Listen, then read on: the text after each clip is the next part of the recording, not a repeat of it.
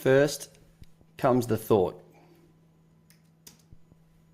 then organization of that thought into ideas and plans, then transformation of those plans into reality. The beginning, as you will observe, is in your imagination. So here we are. You are with me right now at my office, and I am showing you my lifelong learning notes. So keeping it real. Chapter 16 talks about goal setting. Whoa, oh my God, what a chapter. So let's pull back here. So there's 3 steps. Keep it simple. Thank you, Jeff. Hang on. I'm still dictating. I'm just going to have to delete that little bit there. That wasn't... Anyway, here we go. We're keeping it live. Step 1, write it down. The most critical skill for achieving success in any arena is the skill of envisioning.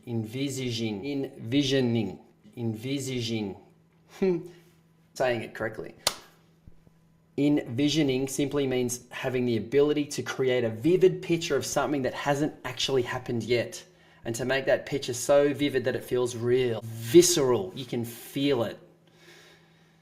Oh, I just love this so much. Envisioning makes, quite literally, makes something up out of thin air and makes it real. I haven't re-edited my thoughts here. I've just dictated them, so it's kind of not quite making sense. So I got the book here with me just in case on the right-hand side here. Envisioning means quite literally making something up out of thin air and making it real. All right? Making it real. Having the faith. It needs to be physical. It needs to involve your senses. Speak it out loud to yourself or to another person. But at the very minimum, write it down. The moment you do, it has started to become real. So that's the start. Just write it down. You know, I've written down goals on coasters, on Post-it notes. They're the most powerful ones. I've written down goals on my wall here. They're everywhere. I just, at a moment's notice, just write it down. And you start to envision it. All right? Super powerful. Number 2, look at it every day. Okay? So, and this is what he says, the single most compelling reason for writing down your dreams is so you can look at them and read them every day. The reason you need to look at them every day is the same reason that you need to associate with positive people, because your mind takes you on a downward cycle and you'll start thinking negative. You're thinking, I can't do it. So your self-talk is not good enough. So you've got to reprogram your self-talk. You've got to counteract that force of mediocrity that's taking you down that direction. So if you simply look at it twice a day, morning and night, then that's going to start to reprogram your thoughts. We spoke about the burning desire. The burning desire, but it's got to be backed with faith. In the book, he says here that the third thing after faith and a burning desire was the power of autosuggestion. Autosuggestion. I love autosuggestion. Automaticity. It's automated. You automatically think it's real. You can train your brain to think that it's real. You heard about the guy who thought that he froze to death because he thought that he was locked in a freezer overnight, but the freezer wasn't even on. His brain vividly thought he was freezing, so he froze. The most 500 successful people in the world said they say it to themselves twice a day, morning and night, because they understand the power of the subconscious mind. Your brain is more complex and powerful than the biggest computer in the world. So say it, think it, feel it, you got it. Thanks, Ingrid Kent, for teaching that to me maybe 17 years ago at a success seminar. I wrote it down. I just wrote it down. I put it on my wall. I actually can't find it anymore, but it's programmed into my thoughts. Say it, think it, feel it, you got it. Say it, think it, feel it, you got it. Say it, think it, feel it, you got it. Say it, think it, feel it, you got it. It was auto-suggestion. If you don't want something to come true, don't say it, don't think it, don't feel it. If you want it to come true, say it, think it, feel it. You got it. Surround yourself with messages that tell you that your dreams are real and that you can. By the time you hit first grade, you've heard the word no 40,000 times. You've heard the word yes 5,000 times. So you're automatically reprogrammed to think, I can't. There's this learned helplessness that you get. So you've got to retrain that. So you've got to train yourself that you can. Having your dreams concretely spelled out on paper in the most vivid and specific way with a very tangible, concrete timeline provides you with an environment for yes. If I was really, really melancholy, I would have respelled this better. Was that good grammar or not? I don't think it was good grammar. I would have fixed this up, but I don't care because I just want to reprogram my mind here with positive thoughts and just do it quickly and fail. When you surround yourself with the vivid expression of your tangible goals, your subconscious brain goes to work. And if you have the right philosophy, which we spoke about at the right back at the start of the book, the philosophy of slight edge, then you will come up with the right actions, those daily deliberate habits, and your dream will come true. Just because you read it out and you looked at it every day. The power of auto-suggestion.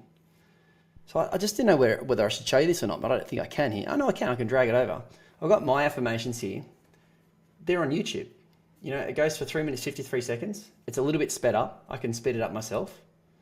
I'm a loving, caring husband who always puts Janie's needs first. I have meaningful, uninterrupted conversations with Janie every day. I provide abundance for my kids and I'm always there for them. A bit of music to it as well. I give undivided attention to my family. Unplug from the stress of the world with them at least once a day. I prioritize puzzles over changing the world. And throwing kids onto my bed in the air. I need to remind myself of that. Over changing the world. My family always comes first. I will sell out and over-deliver to Janie, Billy, Tom, Harry, Lucy and Henry till the day I die.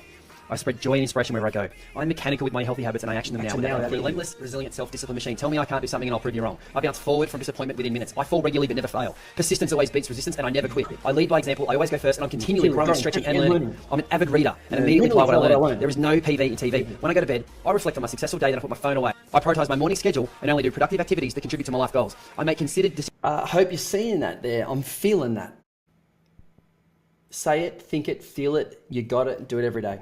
Been doing it for years. It's pretty incredible. Whoa. And number 3, start with a plan. Now, this is a top tip.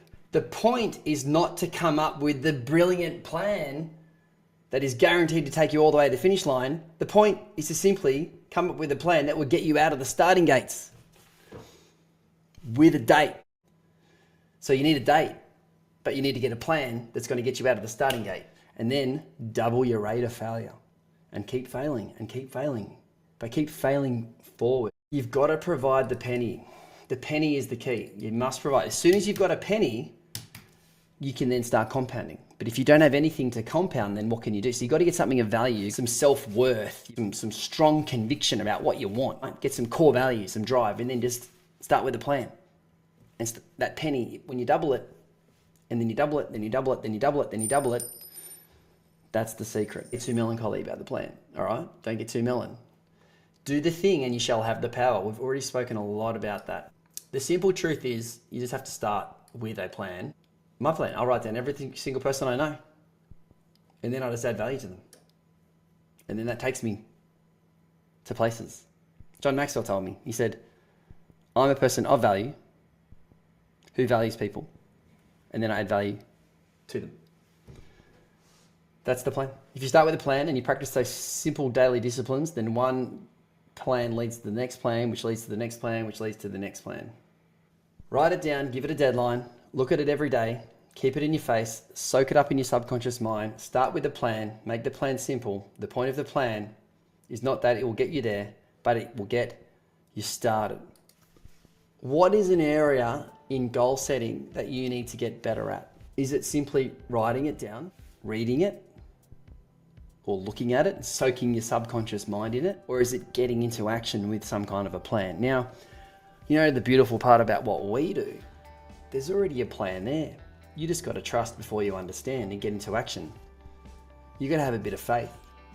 You provide the burning desire and a bit of faith to commit to the process, not just for 6 weeks, 12 weeks, but for as long as it takes to get what some of your mentors and leaders have got.